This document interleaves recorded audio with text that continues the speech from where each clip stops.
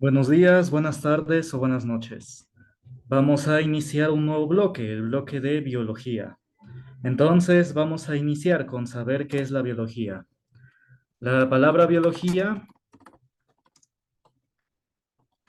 viene, o más bien proviene, de las raíces griegas bios, que significa vida, y logos, que significa estudio o tratado. Tratado lógico, o más bien logos es como lógica, es como la lógica de la vida o el estudio de la vida. Tratado se le dice también porque antiguamente a los estudios que publicaban, a las investigaciones, no les llamaban así, les llamaban tratados, es decir, no les llamaban investigaciones o estudios, les llamaban tratados. Bueno, y logos viene siendo como lógica o razón, es como la lógica de la vida o la razón de la vida. Entonces, eso estudia la biología, estudia los seres vivos. La biología estudia a los seres vivos, su estructura y su interacción con el medio que los rodea. Eso estudia la biología. A los seres vivos, su estructura y su interacción con el medio que los rodea. Lo sigue el método científico que vamos a ver más adelante. Entonces, ¿cómo nace la biología? Vamos a ver una pequeña reseña histórica.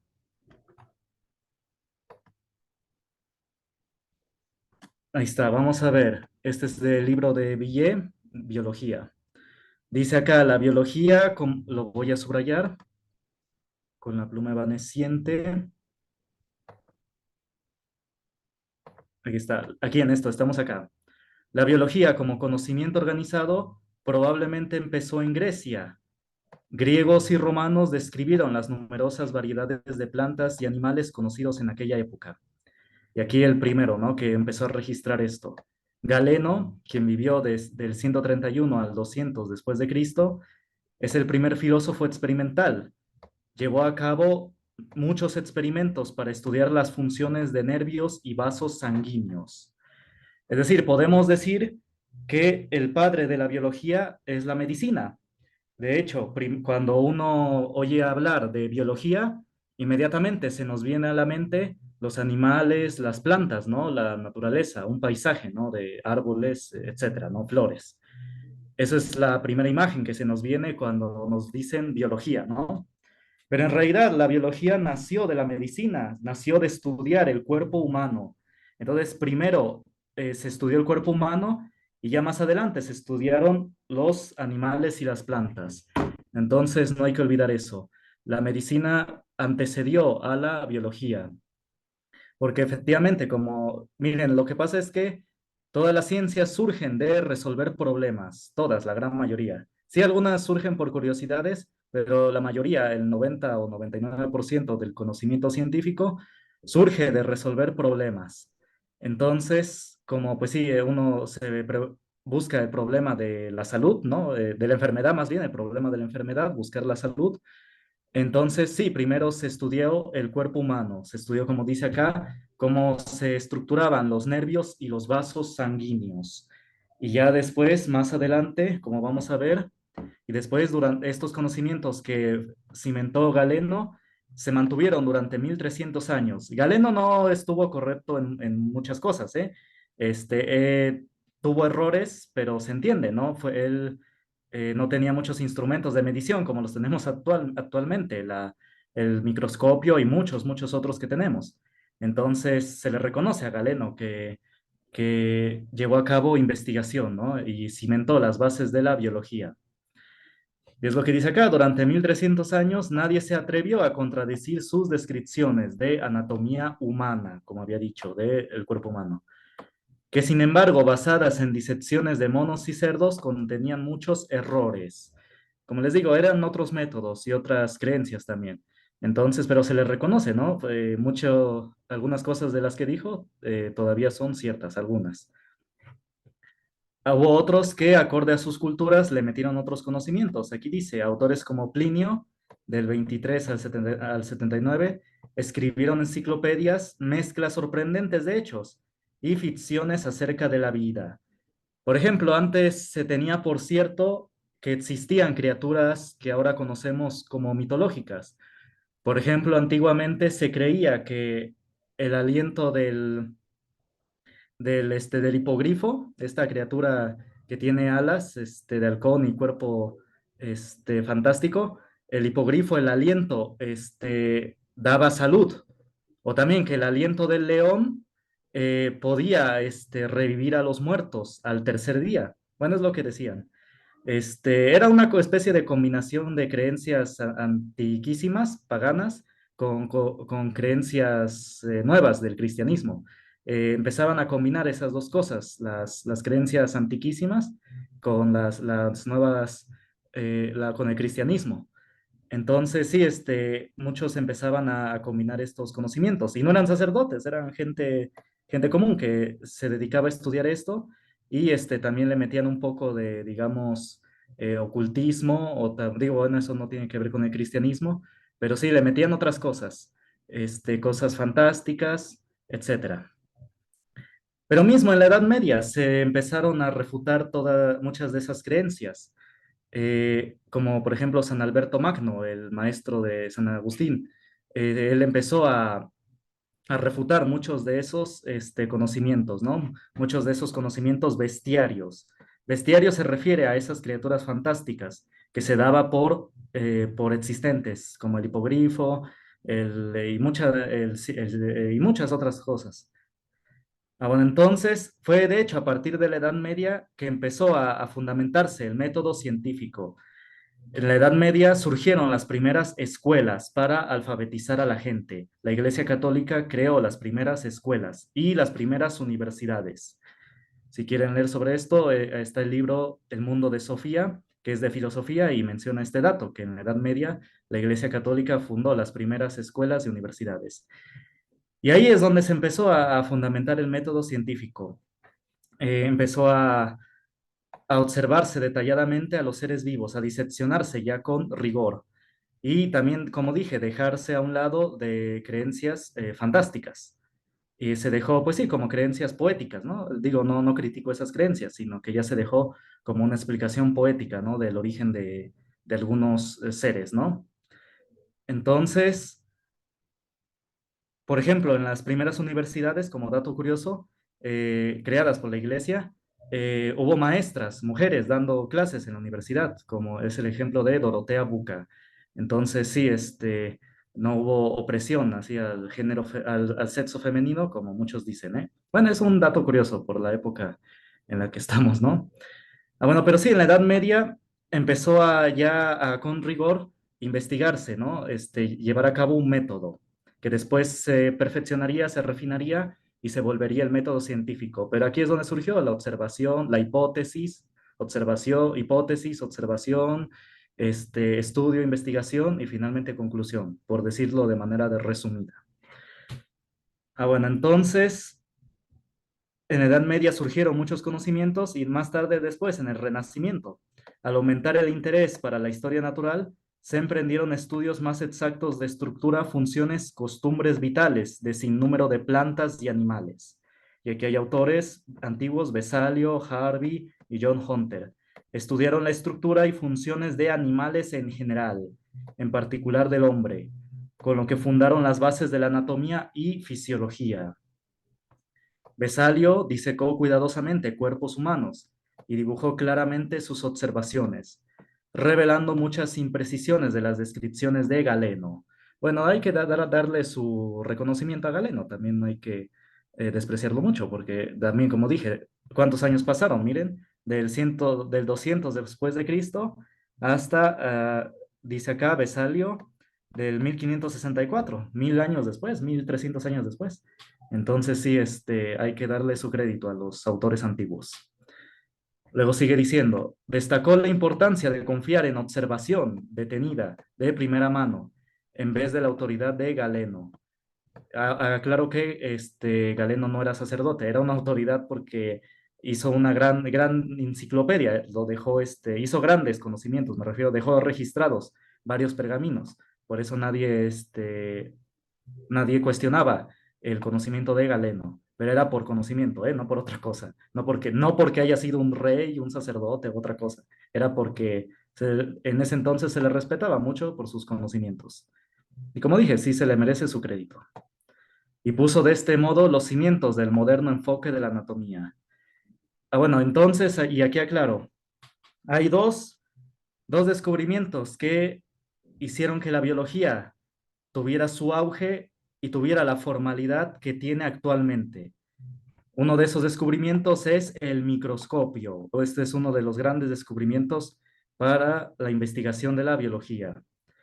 A principios del siglo XVII, Malpighi, Swammerdam y Leeuwenhoek pudieron estudiar la estructura fina de varios tejidos vegetales y animales a través del microscopio. Leeuwenhoek fue el primero que describió bacterias, protozoarios y espermatozoides. Entonces, sí, el microscopio fue un gran invento, un gran avance para la investigación de la biología. Y también ni se diga de la medicina. En el siglo XIX, la biología extendió sus conocimientos. Bueno, y aquí es donde aclaro. Otro gran descubrimiento que le dio a la biología su importancia es el descubrimiento de la genética, el descubrimiento del ADN. El descubrimiento del ADN, más tarde lo vamos a ver, digo más adelante en otro bloque. El padre de la genética fue Gregorio Mendel. Entonces, ahora sabemos, ¿no? Que la herencia de características es a través de lo que llamamos genes, que son paquetes de ADN, ¿no? Y también lo que llamamos el ADN y el ARN. Así es como se heredan las características. Entonces, este fue el boom. Esto fue lo que le dio a la biología un gran empujón, un gran impulso para que tuviera formalidad, rigor de investigación, que tuviera, digamos, una base fuerte de cómo investigar en la biología, una base fuerte de cómo investigar. Porque si ustedes se dedican de casualidad a estudiar biología, van a ver que hay muchos autores que tienen distintas opiniones sobre distintos temas. En biología hay muchos autores con muchas opiniones diversas. Entonces, se requiere una base para que no todos estén como que muy desviados. Digo, sí es bueno tener distintas ideas, pero también si son demasiadas, como que uno se revuelve y no vamos a llegar a ningún lado. Pero sí se requiere una base, y esa base grande fue la genética. Esto lo vamos a ver más adelante. Antiguamente, antes de la genética, del descubrimiento de la genética, los seres vivos se describían, se observaban por sus características físicas, por cómo se veían. Por ejemplo, se clasificó, ¿no? A los felinos, decían, los felinos son los que tienen bigotitos y tienen estas características, ¿no? Que son parecidas. Y este tipo de orejas, bueno, etcétera. Y ojos, cara, etcétera.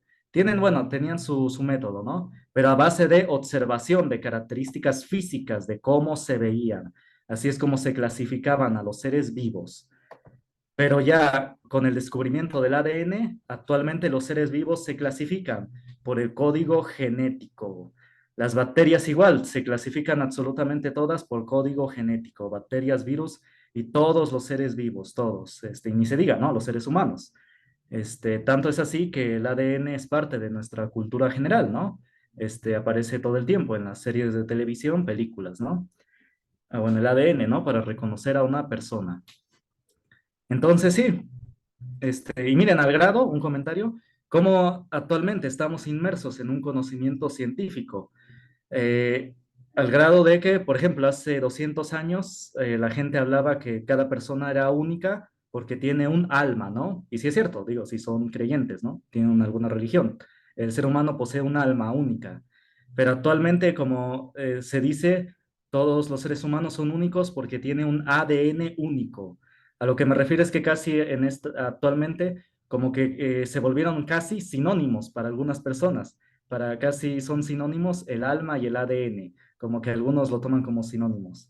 Si ustedes observan en los diálogos de las películas, casi así es. En vez de decir que las personas tienen un alma, tienen un ADN único, ¿no? Que sí es cierto, pero a lo que voy es que uno observe, ¿no? Cómo estamos inmersos, cómo ya tenemos en nosotros una cierta cultura científica o de conocimiento científico. Bueno, entonces, así es la historia de la biología. Primero se empezó a observar, de esto se basa la biología, de la observación. Primero se observaron las características físicas, lo que uno veía con sus ojos. Y uno quiso refinar esa observación, y es por eso que se inventó el microscopio, para poder observar mejor esas características físicas visibles. Y ya más adelante, también por observación, pero algo más fuerte, fue el ADN. Ya el ADN fue lo que cimentó, le dio un piso muy fuerte a la biología, por así decirlo. ¿Y por qué lo digo? Porque muchos biólogos tenían su propio criterio, que sí está bien, pero como les digo, ¿no? A veces no es tan bueno porque puede que no lleguemos a ningún lado, ¿no? Que no se pongan de acuerdo. En cambio, si ya tienen esa base de la genética, ya tienen un punto de acuerdo, de convergencia, y ya pueden saber, ¿no? Qué cosa es verdad y qué cosa es mentira. O acercarse, ¿no? Muy aproximadamente a qué cosa sería verdad y qué cosa sería mentira. Bueno, entonces, bueno, claro que los descubridores del ADN fueron Watson y Crick, pero todo fue gracias, y ellos lo dijeron en su discurso, fue gracias a los estudios de Gregorio Mendel. Bueno, entonces vamos a terminar con esta idea. Dice, estos adelantos técnicos han tenido por resultado estudios cuantitativos. Voy a explicar en el próximo video qué es esto de cuantitativo y cualitativo. Es decir, en resumen, la biología antes era cualitativa y después con el ADN se volvió cuantitativa. Ahorita voy a decir por qué y qué significan esas dos palabras. Bueno, entonces, de las estructuras y reacciones moleculares que forman la base de los fenómenos biológicos. Esta faceta de la ciencia ha recibido el nombre de biología molecular. Incluye el análisis de la estructura de los genes, y regulación genética de la síntesis de enzimas y otras proteínas. Segundo, estudios de corpúsculos subcelulares y su papel en los procesos de adaptación y regulación en la célula. Y tercero, investigación de la diferenciación celular. Cuatro, análisis de la base molecular de la evolución mediante estudios comparativos de las moléculas de proteínas específicas. Se refiere al cambio, no a evolución como lo conocemos. También vamos a hablar más en otros bloques de las teorías de la vida, ¿no? Y no como ustedes esperan. Muchos ya catedráticos ya no aplican lo de Darwin, ya no aplican lo de la evolución. Lo vamos a ver más adelante con calma, antes de que alguien se enoje. Entonces, y estos estudios se hicieron posibles por la elaboración de métodos para determinar la serie de aminoácidos en una molécula de proteína y la serie de nucleótidos en moléculas de ARN y ADN. Bueno, entonces, eso, así es como ha sido el cambio de la biología y su estudio. Y por supuesto están sus ramas. La botánica estudia las plantas y el zoólogo los animales. Dice, estudian los tipos de organismos y sus relaciones con los reinos vegetal y animal, respectivamente. Vegetal para botánico, zoólogo con animal, reino animal. Dice, hay especialistas que se ocupan de una variedad de seres vivos. Los ictiólogos trabajan con peces, los micólogos con hongos, los ornitólogos con las aves. El conocimiento actualmente ya es muchísimo, tanto que hay que clasificarlo.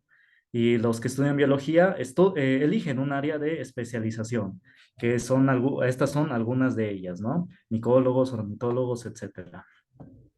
La anatomía, la fisiología y la embriología se ocupan de la estructura, función y desarrollo de los organismos. Los que estudian específicamente para seres humanos, pues es la medicina. La anatomía, fisiología y embriología humana es la medicina. Entonces, todo este conocimiento, se puede decir, miren, que tanto la medicina dio como origen a la biología, como los descubrimientos de biólogos han contribuido al avance médico, al avance de la medicina. Entonces, como el descubrimiento del microscopio, que obviamente se ocupa demasiado en la medicina. Entonces, y actualmente todas las ciencias se apoyan mutuamente. La computación, actualmente todos los científicos deben saber computación para poder hacer lo que llaman ajustes de datos. Bueno, eso no lo voy a explicar, pero nada más es una mención. Sí, actualmente he de aclarar que el científico debe conocer prácticamente de todas las áreas, aunque sea un poco. Actualmente ya no estamos en una época en la que el biólogo solamente era biólogo, y el químico químico, el físico físico y el matemático matemático. No, se deben complementar, se deben saber conocimientos de las distintas áreas mutuamente. Y es por eso que también varios científicos de distintas materias han trabajado juntos. Entonces, por mientras, lo dejamos hasta acá. Y si tienen alguna duda o comentario, pongan en los comentarios precisamente del video. Nos vemos en el próximo tema.